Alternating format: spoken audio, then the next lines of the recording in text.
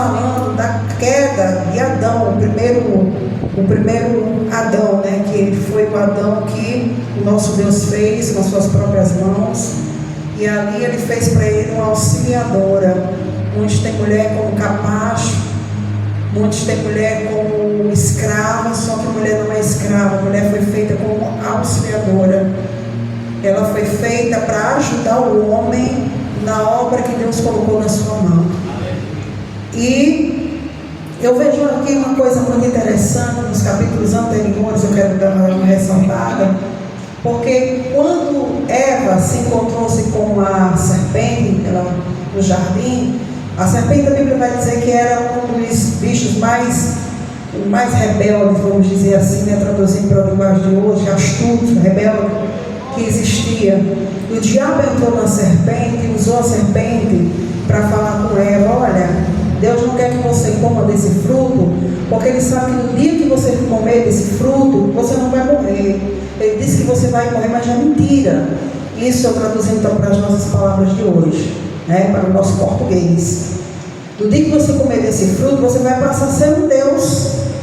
E isso encheu os olhos de Eva, porque infelizmente nós seres humanos temos a fome do poder.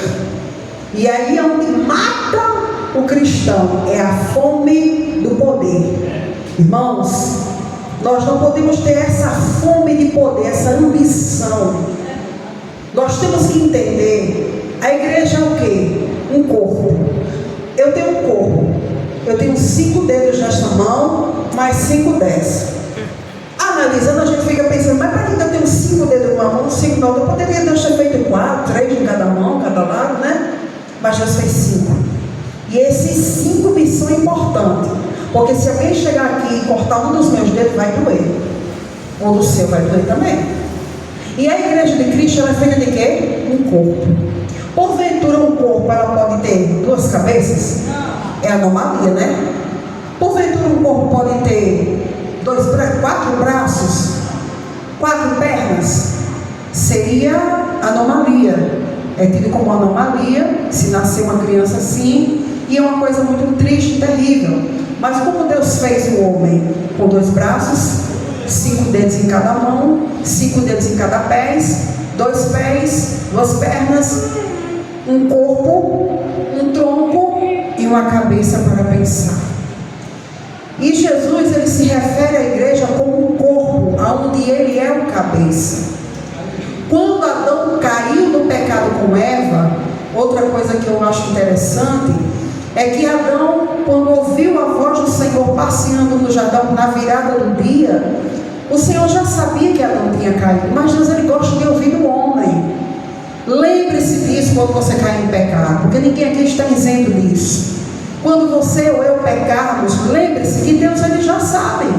Quando eu cheguei aqui, com pouco tempo, foi tocado o hino, ele já sabia que eu falharia. Não se engane com você mesmo, achando que você é super crente.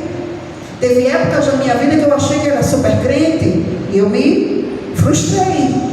E foi uma frustração tão grande comigo mesma, que eu abandonei a igreja. Eu ia para a igreja, mas meu corpo, minha cabeça estava no mundo, porque a gente se frustra com a gente mesmo. E o que aconteceu comigo? O que aconteceu, aliás, com Adão? Adão chegou para o Senhor com a cara mais deslavada do mundo e falou: Senhor, eu ouvi a sua voz e escondi, e me escondi, porque eu estava nu. O Senhor perguntou: Adão, quem foi que disse para você que você estava nu? Porque até então eles eram inocentes, nu para eles não era nada demais. Mas quando o pecado entra no homem, ele descobre que está nu. Como hoje a gente se vê diante de Deus, nu e cru. Mas pastor, a gente não está vestido? Sim, mas Deus, ele tem uma olhada de raio-x. Ele vê você por dentro.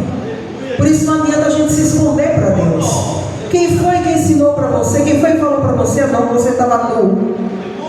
A mulher que o Senhor me deu me fez comer o fruto da árvore. Jogou a culpa da mulher, porque não é assim?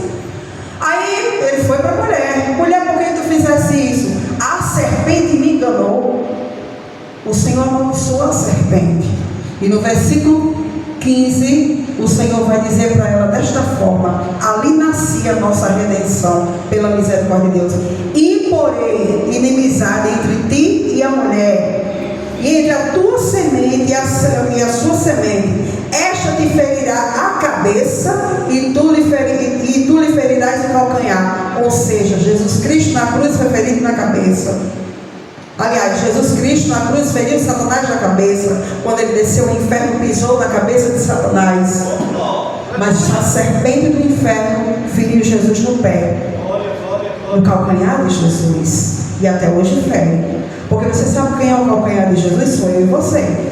A parte mais fraca do Senhor, digamos assim, é a igreja do Senhor. Se quer ver Jesus revoltado, mexe com a igreja do Senhor. Mas não é com qualquer crente, não. É com aqueles que creem no Senhor de verdade. Eu não estou falando aqui, me perdoe, igreja, me perdoe, bispo. Eu não estou falando aqui em crente contendeiro, não. Viu? Eu estou falando em cegos. Porque o que mais vejo dentro da igreja é pessoas de idade já avançada, com cara feio uns para os outros. E isso não é de Deus. Irmãos, ou a gente se converte, ou Jesus volta e a gente fica chupando dele. E eu desculpa não, eu pedi desculpa não, porque é a palavra de Deus. Quem nos condena, quem nos julga, é a palavra de Deus. Crente velho, eu tenho 30 anos, vou fazer agora em maio, 31. Eu não sei de nada. Eu preciso amar e aprender e voltar ao primeiro amor com Jesus.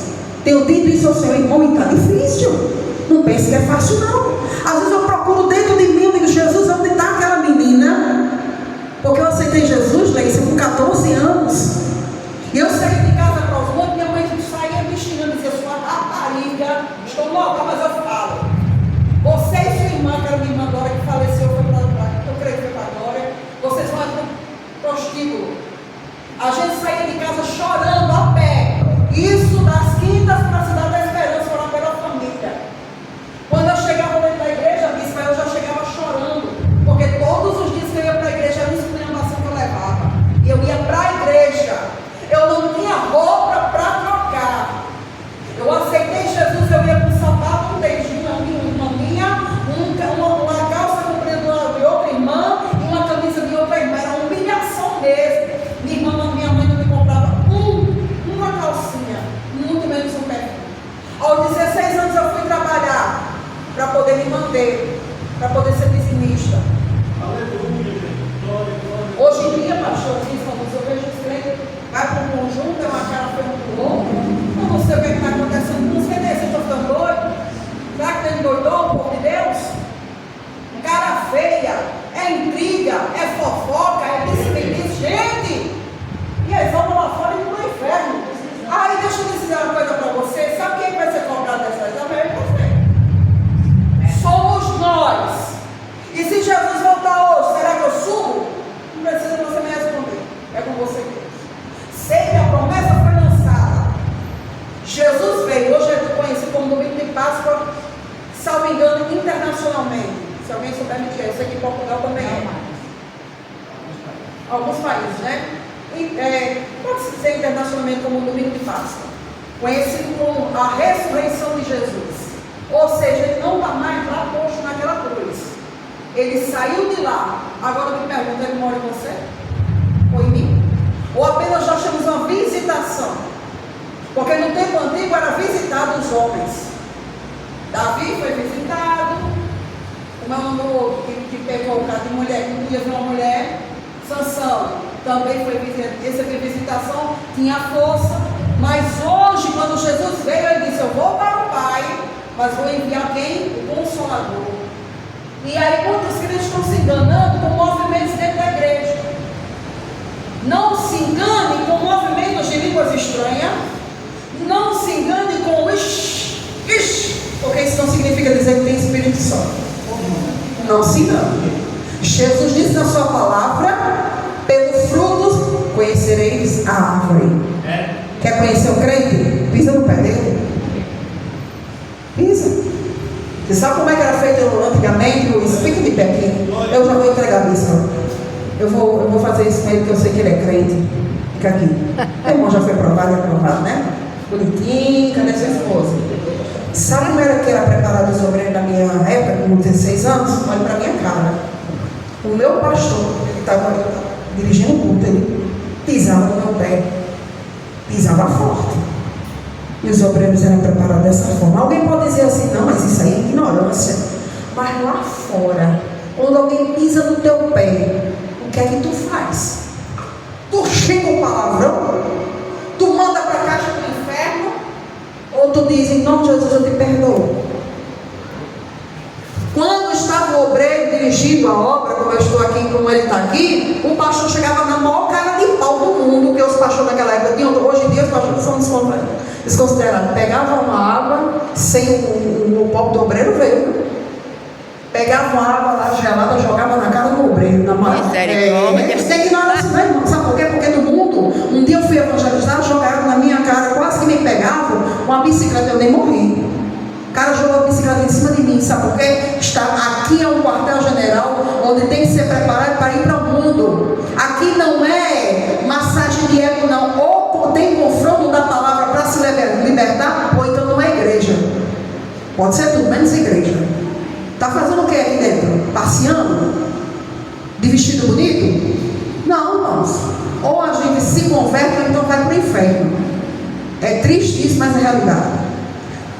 Foi lançada, Jesus morreu na cruz para nos salvar. Agora depende de mim, se eu quero subir ou se eu quero ficar. Está difícil? Tá. Aí eu me pergunto, Senhor, cadê aquela menina? Que era, muitas das vezes a gente é mais crente quando a gente é perseguido. Pode ver que na palavra do Senhor, a igreja primitiva cresceu em meio a quê? Perseguição.